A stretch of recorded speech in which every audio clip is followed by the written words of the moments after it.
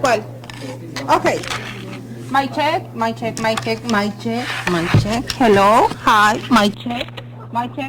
Testing, yeah? Okay.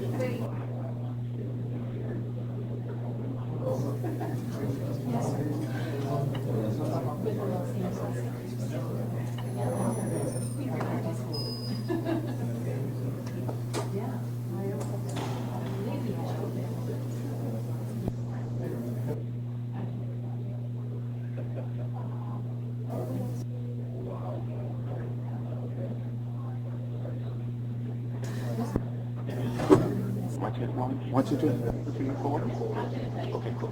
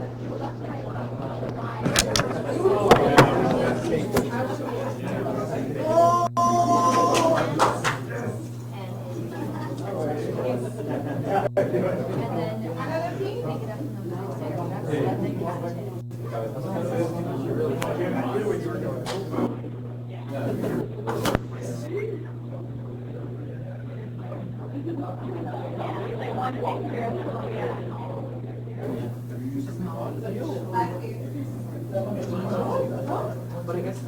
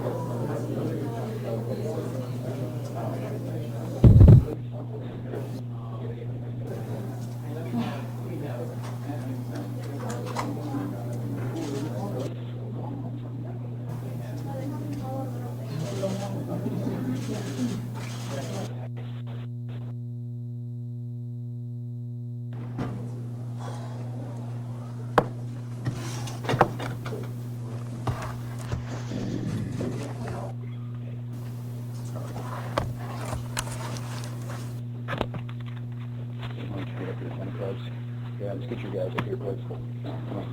Yeah.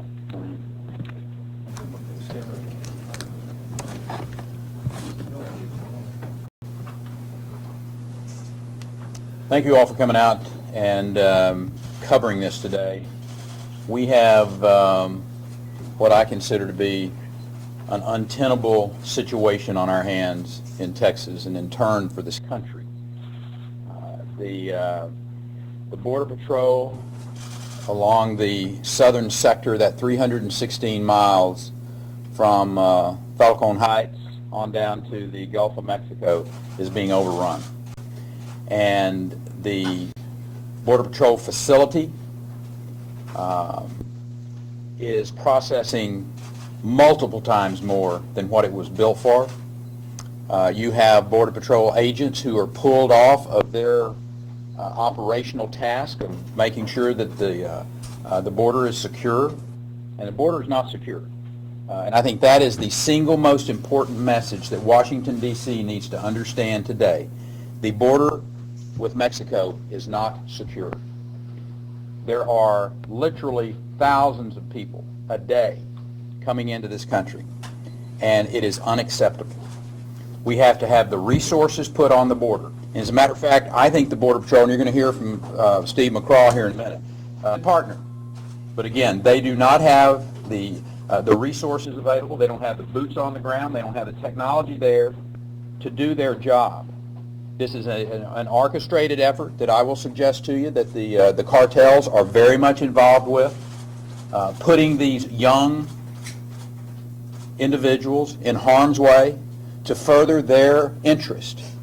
And our government's got to step in and diplomatically and otherwise address this. I am incredibly disappointed that we have not seen more of Washington, D.C.'s leadership in the valley to see what's going on down there. I mean, this is an absolute humanitarian catastrophe waiting to happen, and I do not understand why there has not been more interest in Washington, D.C. to secure the southern border with Mexico and the United States. And this isn't just a Texas problem. The Border Patrol director shared with me that 85% of those unaccompanied alien children are going outside of Texas to be relocated. I think it's very clear what has to happen. We have to have substantial increase of boots on the ground and technology and the other ways to secure that border. And individuals who are coming here need to be told by those countries that you will be sent back to your country when you get here. The message has to be loud. It has to be clear. Washington needs to pay attention to a major pending disaster. Texas is going to do its part, but we cannot do this alone. This isn't a Democrat problem. This isn't a Republican problem.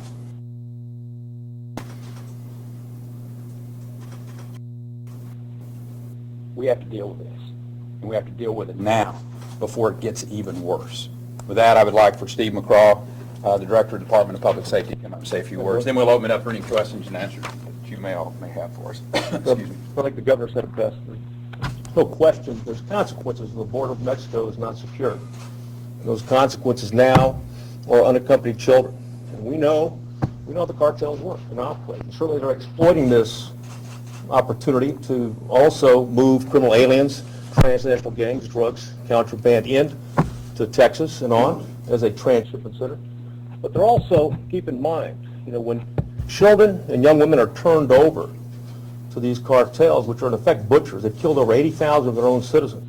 They engage in terrorism. They actually use a terrorism strategy to intimidate and coerce their own people, and certainly journalists, the politicians, the government officials, and also local officials. And that's how they operate. They operate on both sides of the border. And when you talk about consequences, like the governor talked about, some of those consequences is recruiting our children to serve in a capacity, whether it's the mule or scouts that we're coming in contact with. And the border region has a disproportionate amount of our kids that are being referred to Jelani for juvenile, felony drug possession, and also gang referrals. That's because the cartels understand and they are recruiting. There's no question about it. So we understand those types of threats that we have to deal with. We talk about criminal aliens. Keep in mind that since 2008, we've had over 200,000 individual criminal aliens booked into Texas jails for non-immigration offenses. And these individuals had a career of criminals who have over 600,000 charges throughout their career. Over 3,000 murders. Over 6,700 sexual assaults. Over 4,700. Over 40,000 in terms of assaults. And they're coming to Texas. And we have to deal with those things. Kidnappings and extortions. 2 weeks ago, a trooper stopped 2 individuals headed south. And they had a subject in the back who was wrapped in cellophane. Is that right, Commander? In cellophane. Heading to Mexico. Kidnappings count and extortions count. Home invasions impact the community. When home invasions happen. And I'll tell you another thing that's very personal, is these pursuits.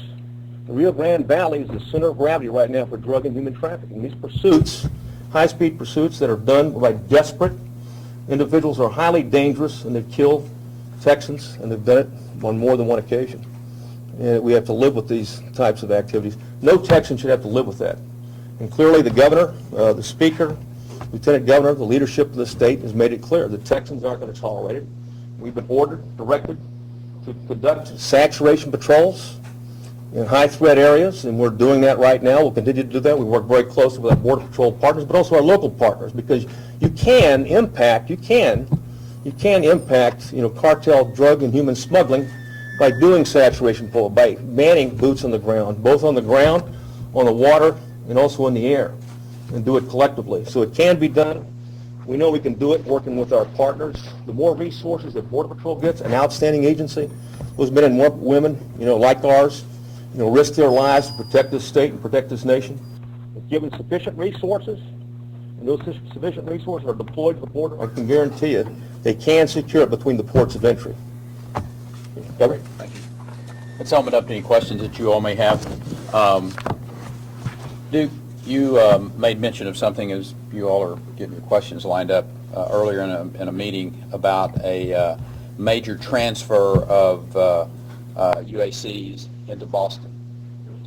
6 aircraft that left from the border region to Boston for relocation purposes, and the governor of that state didn't even know about it. That's a huge problem. We need to have better coordination with the federal government on this. And I'll give you another example of it when it comes to their being able to go to the places that they need to go. And I'm not talking about just the DPS and the local law enforcement, but also the Border Patrol. These refuges are being created along the Rio Grande, environmental refuges, wildlife refuges, etc. You cannot go and penetrate into those without getting the approval of that particular refuge before you can go in there. That's correct. Our private property owners are substantially easier to work with in this state than those individuals, and it's the federal government that's creating these refuges. So we really want to work with our federal counterparts, but they're making it hard in a lot of ways. Governor Perry, would you consider bringing back a special session or declaring a state of emergency or something like that? I think the state of Texas has already made the move substantially quicker than what bringing the legislature in and having a special session. With a special session, all they're going to do is to appropriate money. We've already done that. Governor, what type of intelligence are we getting? What type of intelligence are we getting specifically from the cartels behind this surge of unaccounted control? They're clearly exploiting it. I mean, obviously, and that's the intelligence that we're getting and seeing, and in terms of even that afterwards debriefing in that regard. That's so it is in fact they benefit from it. They benefit 2 ways. One, they profit because of the amount of money they make as they move them 1,800 miles north and across the Rio Grande River, and also they profit because it does tie up, federal resources in terms of it and leaves gaps that we're addressing right now. Are we seeing an increase in drugs coming across the border business? Right now, numbers, when you look at the 2013 and 2012, we've seen increases primarily in methamphetamine and heroin. We've seen in the area of operation, those also. But in terms of, it's been too short of a time to be able to tell you that yes, in fact, they've increased the amount of drugs coming across at this point in time.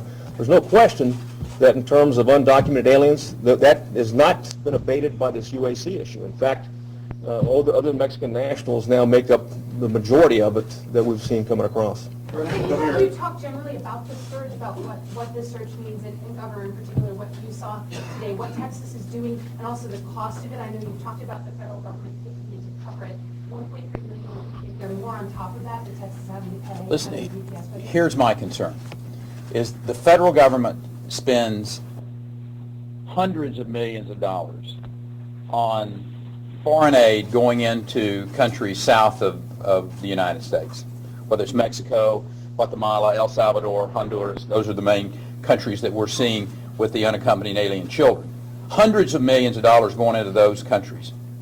Yet, this administration is being hesitant about spending some millions of dollars to secure this border. I mean, I think that's what Americans are really upset about, is that we know that the federal government is spending a huge amount of money on foreign aid, and we're not getting anything for it from my perspective. As a matter of fact, we're getting headaches from it, the best I can tell, is it's not being spent properly. And prioritizing the security of that border is really important. But Governor Perry, what about the almost 50,000 immigrants that have been reported that are already here, many of them staying right here in the Valley facilities? I understand you want to protect the border and stop it from happening, but what about the ones that are already here in our backyards, in our communities where we live every day, being let go, being sent on bus stations, getting on commercial airlines? If they can pay for their ticket, they can get on an airplane with any of us and fly off. What about those? I think you have just very clearly drawn attention to one of the major problems that we have, is that this message that's being sent right now is, if you will cross the river, if you will cross the Rio Grande into the United States, then you can go anywhere in this country you want. As a matter of fact, we'll even get you to some of those places, just like that 6 aircraft loads went to Boston. I mean, that is unacceptable. We have to send clear messages to our partners in this. And I perceive that Mexico and those Central American countries are our partners. If we're sending foreign aid to those countries, they are our partners. And we need to be sending a clear message to them. You have to do your part to stop this huge deluge of individuals coming up from your countries, passing through Mexico, not even mentioning the humanitarian side of this. The cartels are abusing these young people. They are putting them in harm's way. And we're going into July and August, which is the most brutal weather that we have. That's the humanitarian side of this. Not to mention then just the concern that all Americans have. Again, this is not a Democrat or Republican problem. Our congressmen and our senators need to be working in concert to make sure that the dollars are going to be in place to secure this border and to send a clear message that we're not going to allow this to continue on. I mean, it is a major, major catastrophe waiting to happen. Matter of fact, it's happening as we're speaking. Thank you, Governor.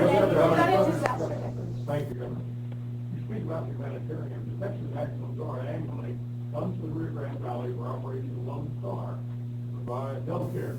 As governor, are you or would you consider activating the Texas National Guard to similarly offer medical care to these refugees who are coming to Texas? We're already doing our part.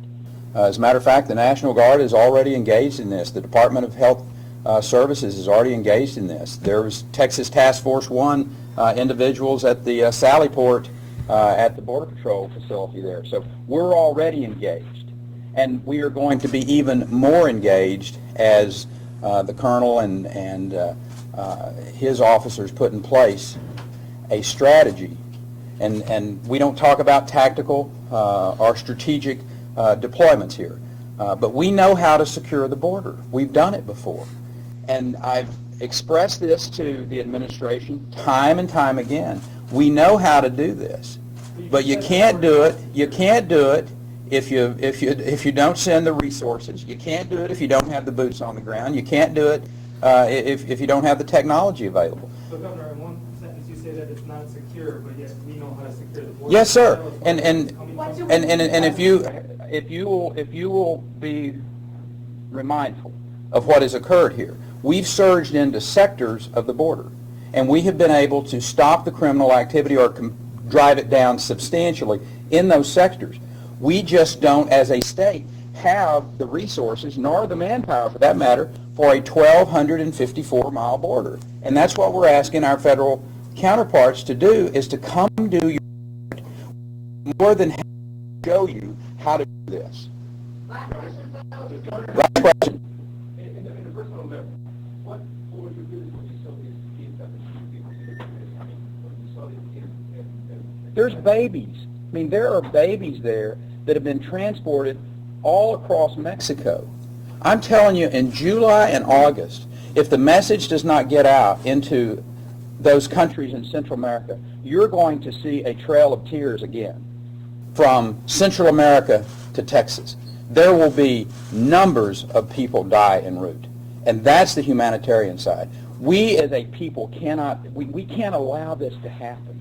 And our federal government is the ones that have the ability to work with those countries to stop this from happening. To whether you put the stop at the border between Guatemala and Mexico, or however you do it. We know you can do this, but there has to be the will and there has to be the courage. And the people of Washington need to understand this is clearly in their hands now. Governor, a month from now or 6 months from now, how would you define success in this mission at $1.3 million a week? It's not $1.3 million a week that's going to make this be successful or not.